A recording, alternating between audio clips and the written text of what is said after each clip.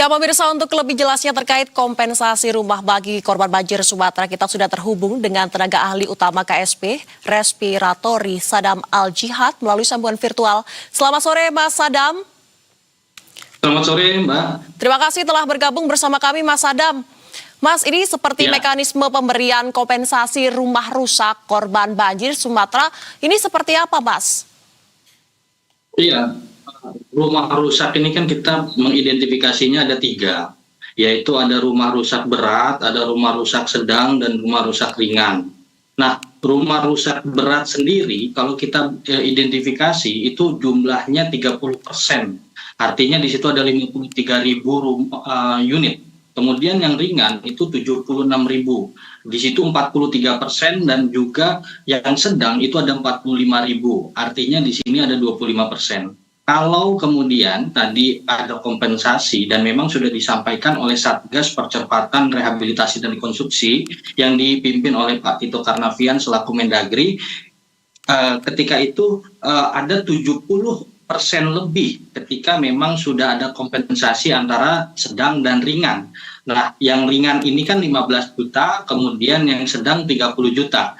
Identifikasinya itu kemudian diverifikasi oleh sampai di kepala daerah, kemudian nanti data itu disampaikan ke BNPB, dan kemudian nanti dari Satgas Percepatan Rehabilitasi dan Rekonstruksi itu akan mengeksekusinya. Nah, jadi kalau kemudian dari 70% ini saja yang belum dibangun huntara ini, artinya yang memang ringan dan sedang, itu sudah mengurangi 70% dari pengungsi. Nah, dalam posisi ini ketika tadi yang rusak berat itu adalah 30%, nah ini yang kemudian dibangun huntara. Nah, huntara ini yang sudah diidentifikasi misalkan di Aceh ya. Di Aceh ini kan total yang rusak itu 82%. Nah, huntara itu sudah banyak sekali yang kemudian ini dipersiapkan dan sudah dibangun. Di Aceh Tamiang kemarin sudah dibangun ya, sudah dibangun dengan fasilitas-fasilitasnya.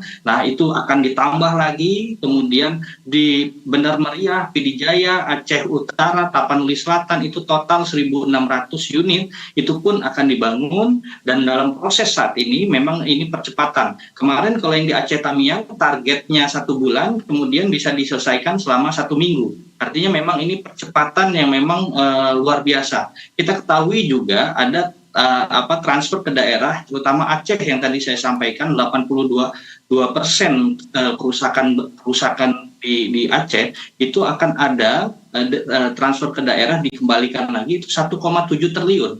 Artinya ini ada bagian keseriusan dari pemerintah untuk mempercepat ini semua. Nah, begitu juga dari BLT yang disampaikan oleh Mensos, itu total dari BLT itu 2 triliun, dan yang sudah disiapkan anggaran itu 600 miliar rupiah. Itu terdiri dari 3 juta untuk perabotan, kemudian 5 juta untuk pemulihan dampak ekonomi, dan juga 450.000 itu untuk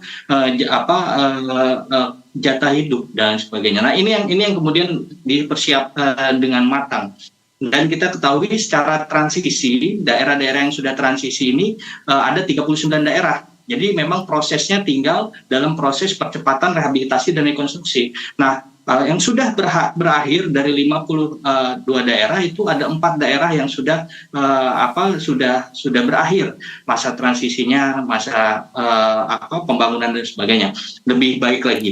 Nah, yang ada 4 daerah yang tanggap darurat masih di Aceh ya, itu Pidijaya, kemudian Aceh Tengah, Aceh Tamiang, dan Gayo Lues. Nah, ini yang kemudian ada percepatan di Aceh Tamiang dengan DAU ya, kemarin disampaikan oleh Pak Mendagri juga, itu total itu sekitar 170 miliar. Artinya memang di sini luar biasa bagaimana kerja-kerja percepatan Satgas Percepatan Rehabilitasi dan Rekonstruksi. Ya, mudah-mudahan apa yang disampaikan juga Pak Menteri PU itu bisa terrealisasi, dan kita yakin itu bisa terrealisasi bahwa sebelum puasa itu dari total tadi yang rusak berat itu huntara sudah dibangun.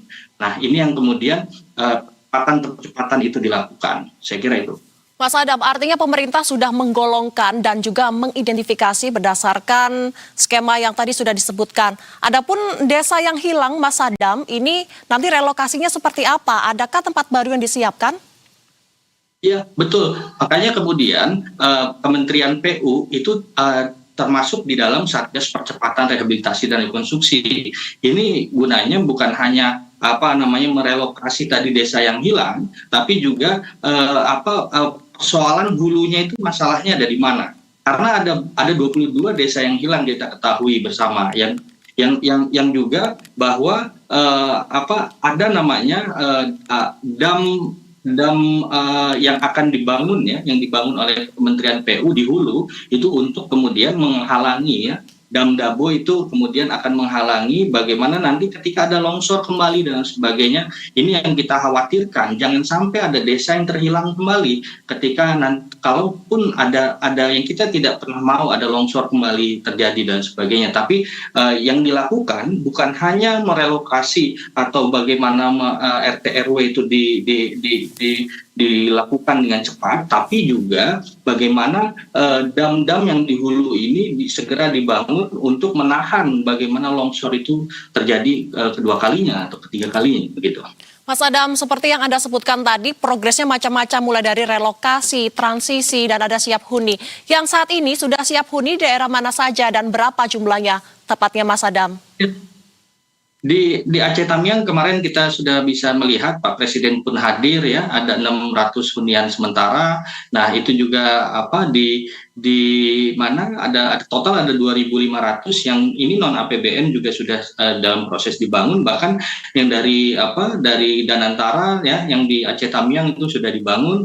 Nah kemudian ini persiapan terus dikebut dari Danantara juga 15.000 Jadi artinya ini proses yang memang terus kita berkejaran dengan percepatan untuk terutama tadi Huntara.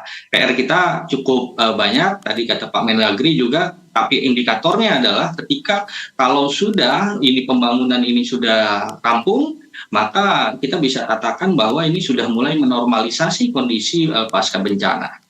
Targetnya akan selesai kapan, Mas Adam? Dan selain kompensasi rumah, apalagi yang didapatkan oleh korban banjir?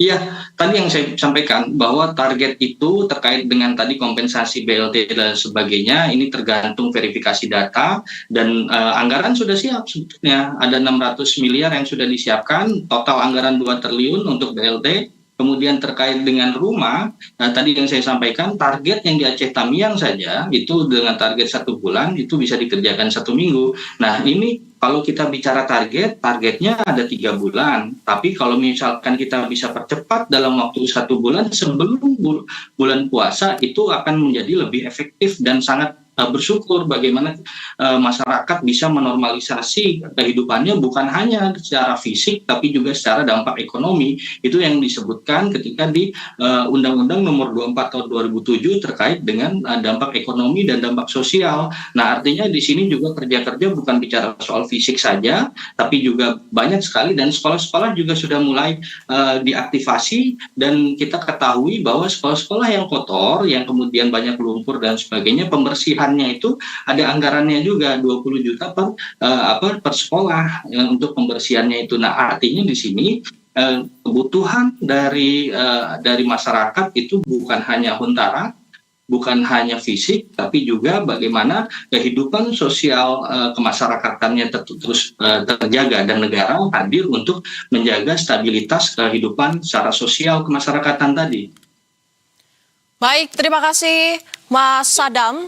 Selaku staf khusus Kepala Staf Kepresidenan Respiratori Sadam Al-Jihad sudah bergabung dan berbagi informasi kepada kami. Semoga prosesnya untuk Huntara maupun rumah tetap ini bisa berjalan baik dan juga lancar. Sekali lagi terima kasih Mas Sadam. Selamat sore dan selamat beraktivitas kembali. Ya, pemirsa, banjir yang